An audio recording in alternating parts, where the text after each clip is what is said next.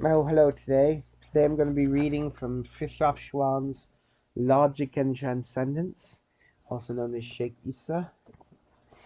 Here is his picture of him right here. Very saintly waliuullah, friend of Great Spirit. And this is the passage, the Demiurge in North American mythology, Big Turtle Island mythology. In all the variants of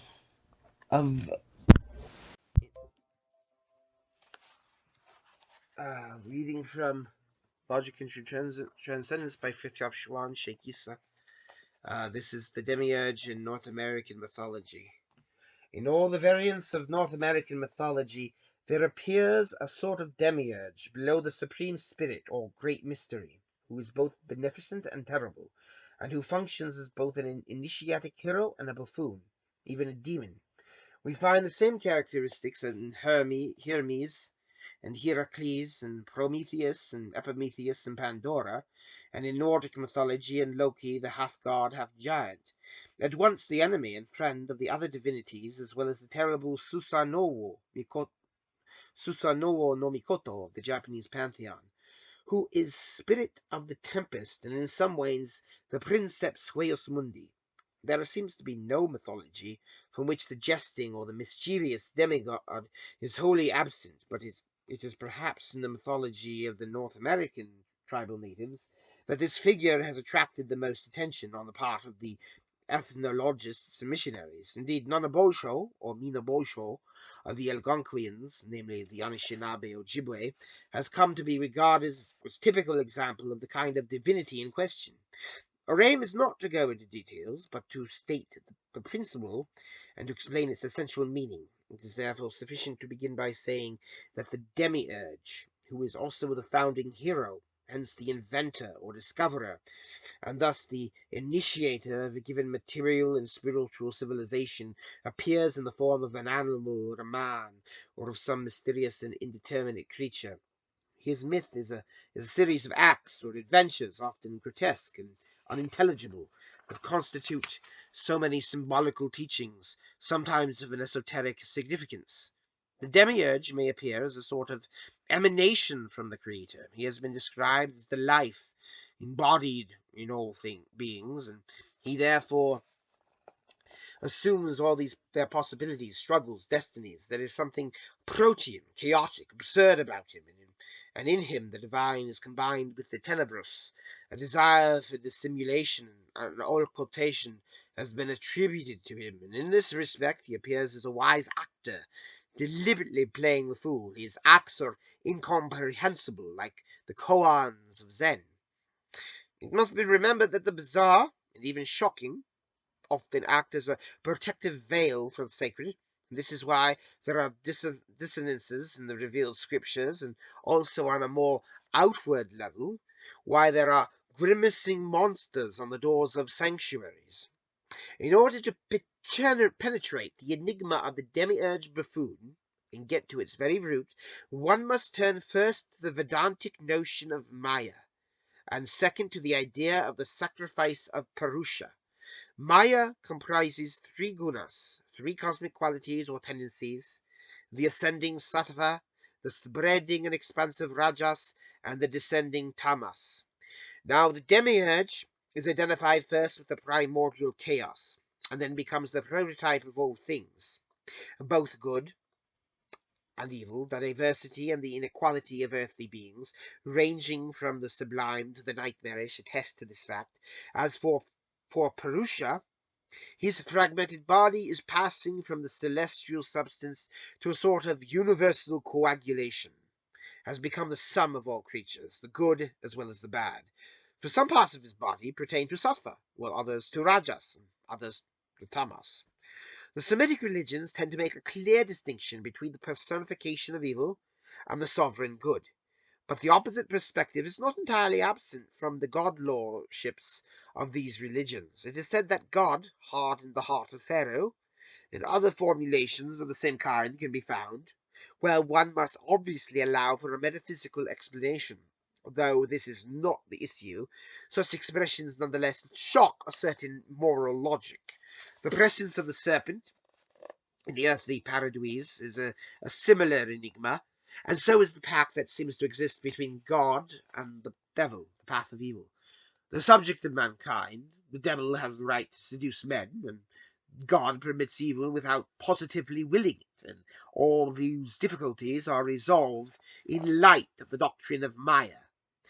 The key to the doctrine is basically this. By definition, infinitude requires the dimension of the finite. This dimension, while gloriously manifesting inexhaustible possibilities of the divine self, projects them right up to the point of nothingness. If one may put to this way, nothingness is, quotation marks, not, and yet it appears, in relation to the real, which projects itself in the direction of the finite.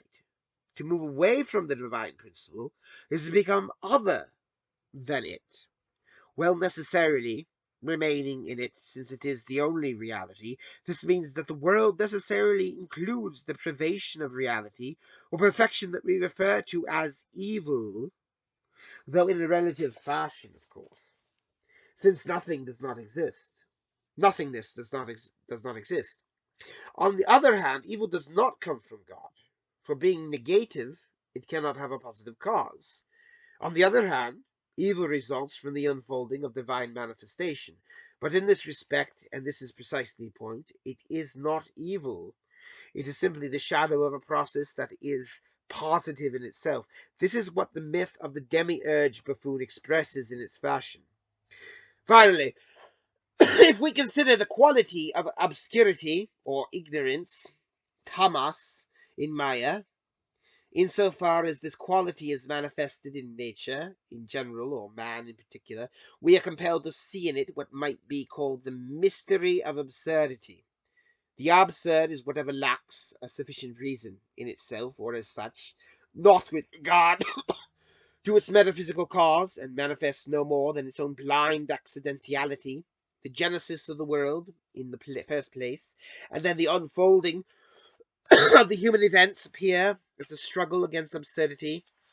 The intelligible is affirmed by affirmed by contrast with the unintelligible. Without the presence of its incomprehensibility, even blind chance, there would be no world, and likewise no soul. The soul is a microcosm, and obeys the same laws as the universe. Our prototype is Adam, made in the image of God. But this does not prevent our carrying within ourselves all the absurdity of the fall, as did the first image of God. In its own way, the Demiurge of shamanism serves as a reminder of this truth. The quality of the tribal native of Big Turtle Island, the Demiurge, a quality shared by numerous sacred texts of the first importance, calls for a few remarks on the enigma of prophecies. It is virtually impossible for a prophecy that concerns itself with the development of the whole human cycle, hence with the complex of facts, and not just one particular fact, to be entirely accurate, thus to complete the future before it actually arrives. What is changed or concealed or even confused in such cases is obviously not the facts, insofar as essentials are concerned, but their sequence and proportions. It is as if prophecy were a broken stained glass window that had been reassembled without regard for the logical placement of the fragments. The message is conveyed, but the form is broken, for only God knows the hour. What this means is that no complex prophecy can be taken literally, except for the essential facts and the general meaning of the process. God always reserves unforeseeable modalities for himself. Though he is bound by his word, he nonetheless retains a margin of freedom, the effects of which can be foreseen by no one. Something similar can be found even in the different religions, since as revelations they would correspond in a certain way to prophecies.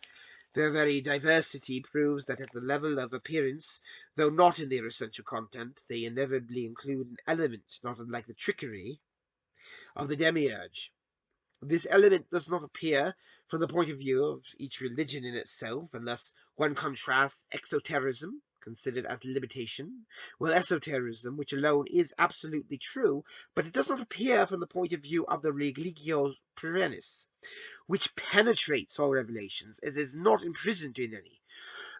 The sole revealer, the Logos, plays with mutual irreconcilable forms, while offering a single contest of dazzling self-evidence. This allusion to prophecies allows us to point out that there is one kind of absurdity that is mere apparent, and this is the accidental, unintelligible ability of wisdom, which can be found, for example, in the Quranic account of meeting between Musa and El-Khidr, the Green One. According to the esoteric interpretation of the passage, the apparent absurdity conceals a dimension of depth having no relation to the platitudes of the profane world. In a similar way, St. Paul describes true wisdom as foolishness. In the eyes of the world, since extremes meet, the highest wisdom sometimes adopts the bearing of its opponent. Numerous stories of the saints confirm this.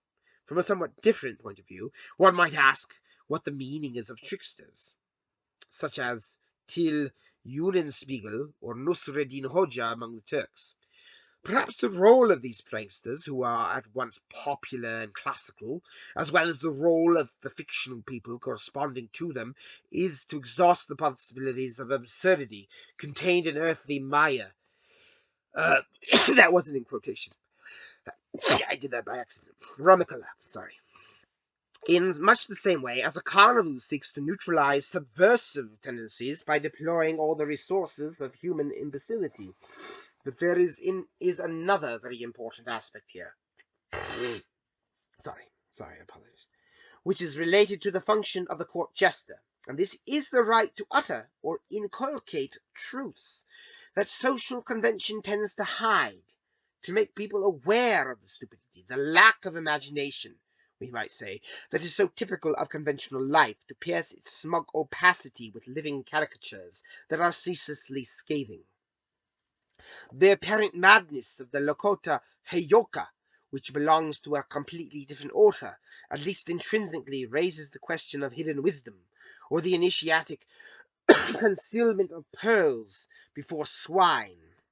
The Heyoka were men who, having been honored in a dream by vision of the Thunderbirds, the Wakinyantanka, had in this way incurred the obligation to humble themselves and to hide their consecration. Their case was similar in certain ways to that of the dervishes known as the people of blame, the Malamatiya, who sought to extract the criticism of the profane and the hypocritical, while realizing inwardly the most perfect spiritual sincerity. For sake of humility, the Heyoka condemns himself to become virtually all actions the wrong way around, and become a man upside down, for example, by pretending to shiver when it is hot, or to be stifled with heat when it is cold, in order to arouse the mockery of simple or mediocre people at the same time. However, he is considered the recipient of mysterious powers, and he may come to be deeply respected as someone apart and special, who no longer belongs entirely to this world of pedestrian logic. Moreover, we have already mentioned this, the behavior of the Heyoka amounts to an initiatic language, comprehensible only to sages, and expresses a sacrificial vocation, that of being living dead, in which one is called to re-establish inwardly the bridge between the world of matter and the world of spirit and immortality. The Anishinaabe Ojibwe Nanabosho was no doubt the cosmic originator of good and evil, but he was also the first Heyoka and the first fool of God.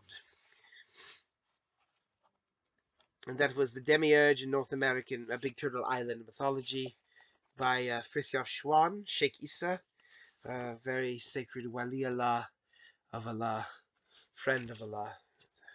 So I'll see you later. Bye for now.